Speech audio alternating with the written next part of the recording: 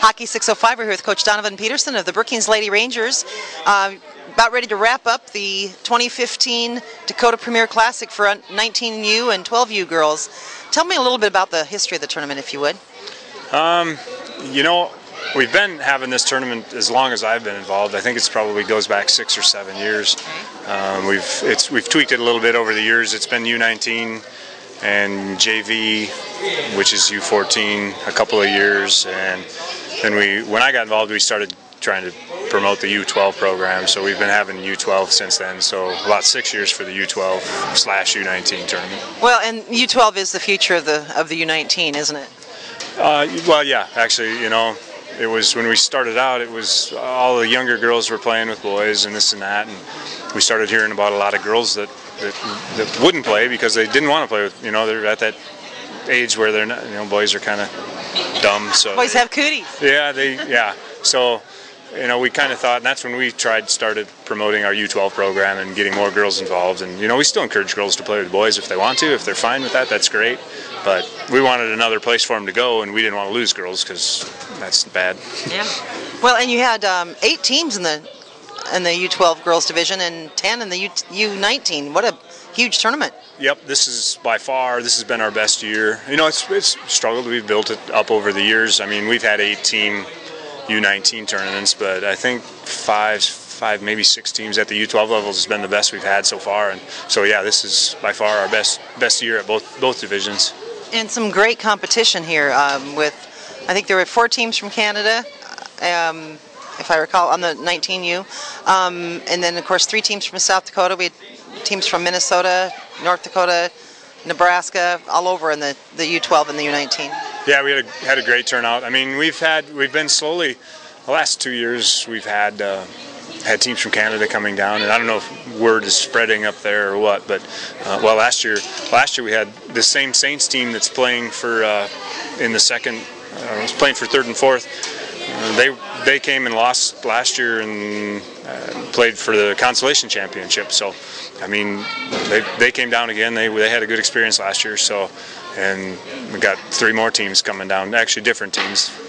We lost one, but yeah, very good teams this year. So you don't quite know what you're going to get from up there, but I mean, it's great. Well, it's great to see the different types of play, the different styles of play from Canada, North Dakota, Minnesota, South Dakota, Nebraska. There's some different styles of play, and they all have to adapt to one another in this environment. Oh, that's for sure. You know, it's obviously the Canadians, they teach a different philosophy, or, you know, it's still hockey, but they're a little rough and tumble from up in that area, and, you know, and obviously we're more skaters, I would say, but not necessarily. But yeah, it's just a different. Yeah, it's good to see different people and not have to play the same teams that we always do. And you know, Omaha has a good program, and which they should with the size of the city. You know, you expect them to be good with what they have for people down there. But yeah, it's fun. It's just fun to come together and not have to, you know, not have the same 8 or 9 teams all the time. Well, and watching the games throughout the weekend, especially on the U19 side, one can't help but think this has got to be great preparation for these South Dakota teams as we're heading into the girls' state varsity tournament. Yeah, you know, it's awesome from our standpoint in Brookings, and you know, you can ask different people, might have a different philosophy. I had my hand in making up the brackets a little bit, and you know, I'm like, I couldn't be happier. I mean, we tied 2 games, lost. Let's see, I don't remember. I think we lost 2 and tied 2, but they were both good, hard games. And you know, we're down on. We got a few injuries and sicknesses, so I expect them to be tough. But you know, what I'm trying to get through to my girls right now is just not quitting. You know, yeah, we have what we have, and that's what we're going to have. So you got to keep playing. You got to keep playing hard. You can't quit. You can't give up. And it helped, you know.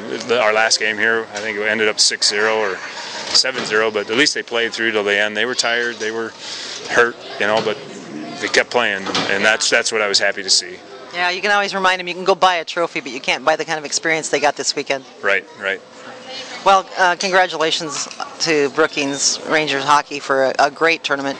The U12 girls tournament was equally as exciting to watch as the 19. Yep. Other than you know, obviously the championship was a little lopsided, and Fargo, that was one of Fargo's better teams that came down here, and and not knowing, other than that game, all the rest of the games were fairly close, and you're going to have that at 12U because most of the teams from around here are 7 to 12 years old. Fargo, they have the advantage of they have U8, U10, U12, and most of the teams around here are all 8 to 12 years old. And Marshall, their program, they have a U10 team and a U12 team. Yeah. But when you have a U12 only, you're talking 11, 12, maybe 13-year-olds all on the ice. So there's a big difference in skill level and maturity and everything else. So you kind of not sure what you're going to get when you at the U12 level, but it's fun. Well, the Marshall team almost looked like somebody took a mold and made that whole team. They're all about the same size. Yep, them and Fargo, they're all kind of the same deal. They're all big, strong old girls. So. Well, it was fun watching the U12 Brookings Rangers against the U12 Watertown Lakers. That game went into overtime and a shootout. That was an exciting game. Yeah, that's what I told the girls. I said it's. And we can keep playing them, and it's a friendly rivalry, and and it will be for years to come with that age group. And it's fun to be able to play them because they're both at the same skill level, and I mean they could play 10 times and you'd have 10 different winners, each time. So yeah, and a variety of different ages and sizes on both teams. Oh yeah, yep. So it's good. It's good to have a good even matchup like that. I mean, it's fun for all of them, and last year that was the only team our girls beat all year. It was a long year for them, and finally at the end of the year, and they'd played them several times, but finally at the end of the year they did beat them, and that made their whole year, so it was fun. Well, they came from behind and tied it up and wound up winning it in a shootout. It was I was as excited for that as I was for any of the older girls' games. Yeah, it was a good way to end the tournament for those girls. It was. Well, thanks a lot for taking time with us at Hockey 605, Coach. Great tournament. Looking forward to seeing you at State, maybe this weekend in Sioux Falls, right? Yeah. We're down to about 4 league games left, and we're fortunate enough we meet Aberdeen our last game before we go to the state tournament, so we'll see how we are. Yeah, that rematch, right? Yep. Hopefully we're healthy. All right. Thanks, Coach. Thank you.